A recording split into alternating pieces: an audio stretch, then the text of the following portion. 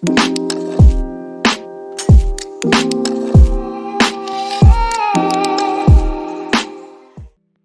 and welcome back to the channel everyone. I hope that you all are well and you're having a nice time. I am back with another video, and in this one I'll run you through my team selection for FPL Game Week 30. That is obviously the game week after this double game week ends, that is the Game Week 29. So a little rank boost that I've seen currently in this game week, a little green arrow, and currently I'm on 59k as you can see, and I was thrown down to 67k before that. So some of the decisions I made didn't go my way, and a little bit of the decisions that I had gone with earlier still went my way. So this is how a mixed kind of game week this was. Obviously there are this is a game week of double fixtures, and there are some other fixtures remaining that might happen during the weekdays. So hopefully we might see some good returns in those games, and a huge rank boost would obviously be beneficial, because obviously at this stage I'm chasing rank, and currently I want to end up somewhere around the 10k or into the 1000 mark. That is obviously the current goal. Now I'm going to run you through my team selection. I'm going to show you how my team is currently looking like. Now to start with, obviously the goalkeepers. As you can see, Raya is on the bench. He's got Newcastle at away. I mean, playing Raya would be just because of the sole reason. If I do play Raya, it would be because of the reason that he makes a lot of saves. He did a lot of saves in the previous game. I mean, after conceding 3 goals, he ended up returning huge points. Even though Steely was among the attacking returns, he got an assist, but Raya overpowered him and he got more points. Now Kepa has been pretty disappointing so far since the time I've picked him up. He has just returned 1 clean sheet. I've still placed Kepa, hoping Chelsea might return some points to me. Chelsea's defense, Chelsea's goalkeeper, and Chelsea's attackers have been pretty awful to me this season. Any of them I pick up, they start getting those blanks, and that has been pretty awful for me this season. Now Wolves at away is not an easy fixture. Wolves are playing some good games. They have had mixed movements so far this season, but still I think Chelsea is capable of keeping a clean sheet in that game. Wolves are still fighting to stay into the Premier League. They are struggling to stay in the Premier League. With obviously they do not have too many reinforcement after going for the new coach. They still need some good and quality players in that side.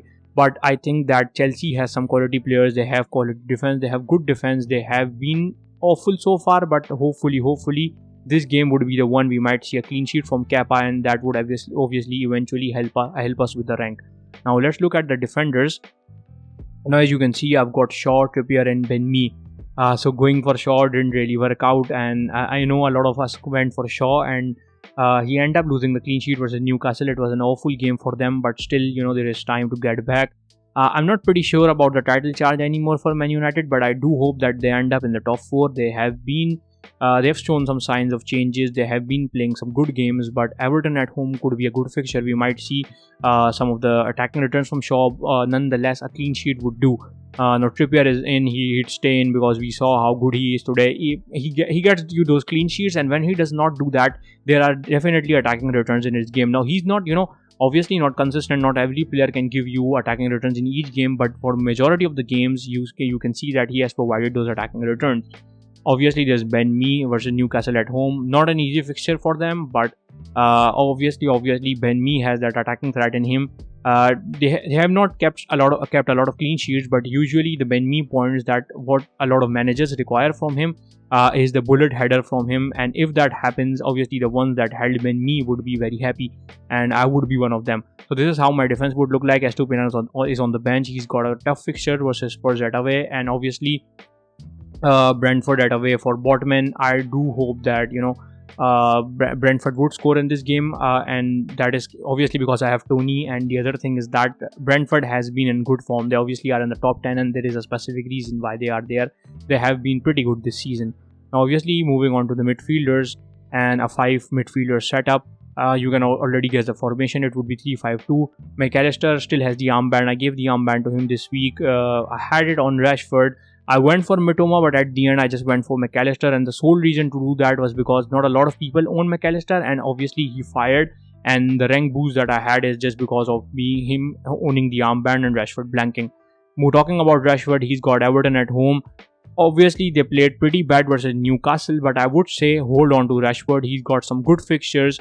there is a blank coming up for them. So if you are to avoid that free hit, I would say you can look at an option like Mohamed Salah, but obviously I wouldn't 100% recommend that. I would say hold Rashford versus Everton at home. Mitoma stays in.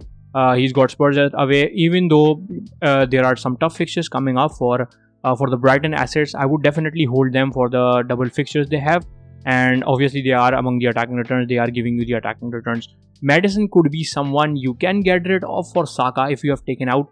And I've just spotted a mistake. Obviously I have forgot to change Fernandez's graphics. Fernandez is visibly visibly Saka right now. So obviously I would have to change that later on. But just to give you an idea, this is Bruno Fernandes from Manchester United and not Bukayo Saka from Arsenal. Now coming back to Madison.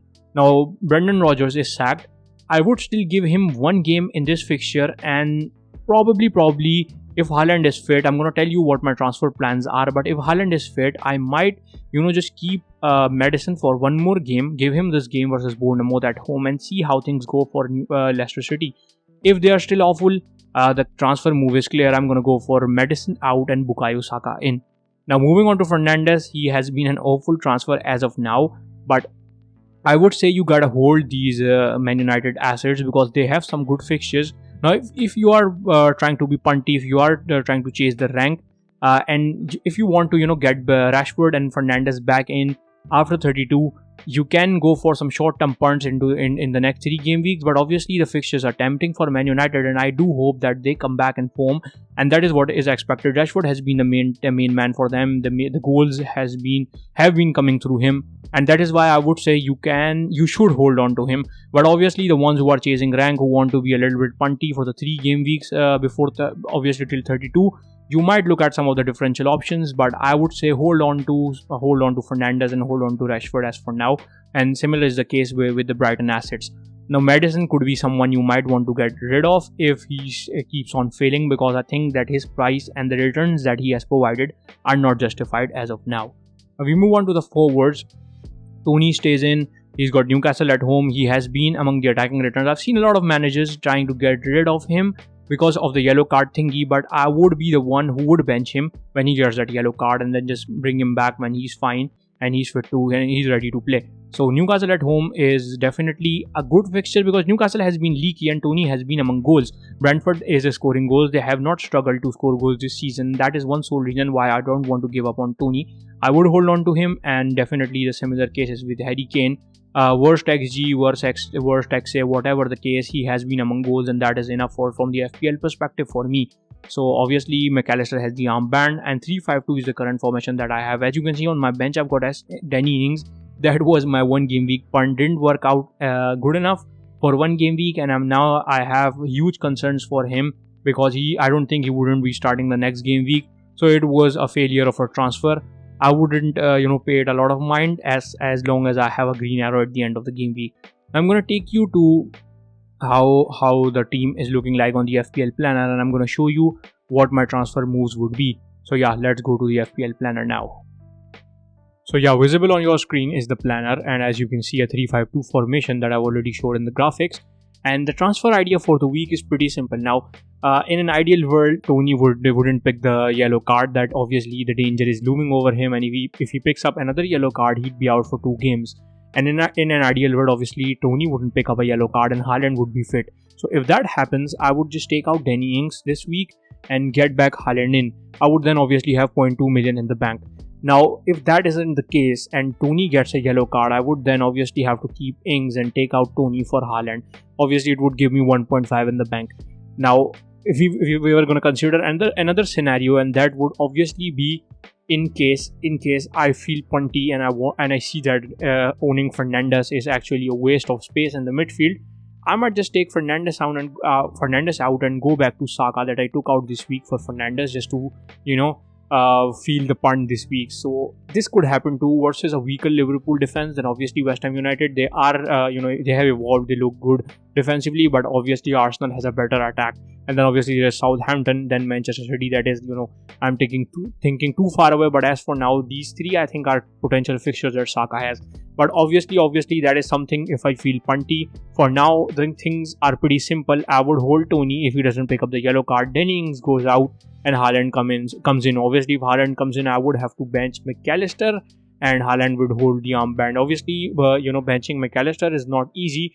We're gonna, assess things today, see how Spurs play, hoping a hat trick from Harry Kane, and it would be joy for us Harry Kane owners. But yeah, we would assess how Spurs look like, and then I would make the decision to bench McAllister or not. Obviously, one of the other player that could be benched this week could be Maddison, who faces Bournemouth. Obviously, Bournemouth are in the relegation zone. They are fighting the relegation battle.